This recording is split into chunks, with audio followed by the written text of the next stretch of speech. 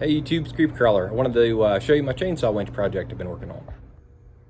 I thought I'd do just a quick vid on my little chainsaw winch project. So obviously this is the chainsaw I'm using. It took me a while to get it running, but I don't know if this will come off easy. Should. There we go.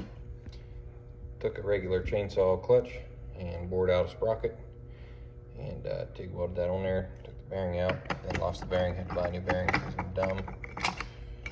So that goes on there like that.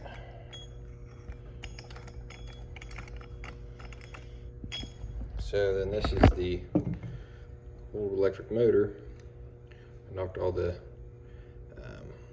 magnets out of it. Then I cut this down, then I milled a slot in it. So these are factory bearing. So I use factory bearing in there. Like I say, I just cut this down a lot because they're on there like that. This is a 12mm shaft. I bored this out for 12mm. I made this end on the lathe, well, lathe mill. Cut that part down on the lathe and cut the flats in it with the mill. So then that goes in there.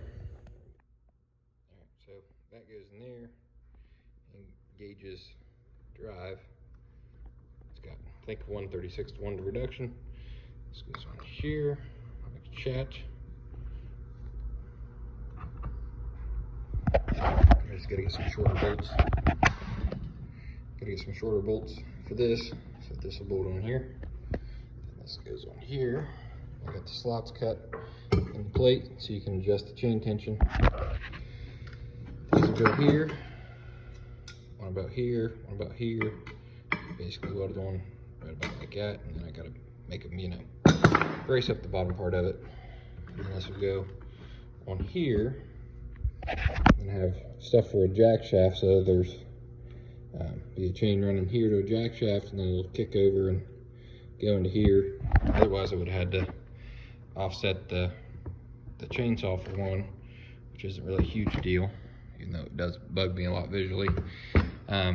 But the big part is I've seen a couple guys make these, and you have to use a big sprocket on here to clear all this stuff or cut all this stuff off, and this is where these are made to mount. So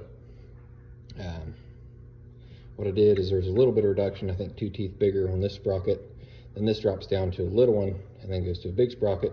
Because if you run these 1-to-1, like I've seen people do them, it's too fast. This is like, the winch comes in at a very fast walking pace, which means this doesn't really have the power to turn it when you actually put a heavy load on it. You know, if you're skidding out, like, I don't know, stuff that was 80 pounds, it'd be fine. But anything I seen, even they're pulling like a caribou or something with it, and it was struggling big time. They had to double line everything. So this is, I forget the reduction, I think it's like 4-to-1. So this will be fairly slow. I mean, I think it'll still be faster than the electric motor, but it should have plenty of power.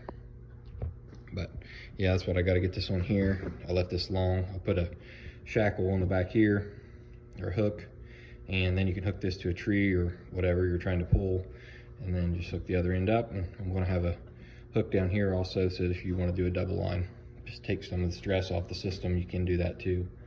But yeah, I just figured you guys would like to see what I'm doing. Well, that's pretty much it. I'll do another update when I get a little farther along, but for now, Creep Crawler out.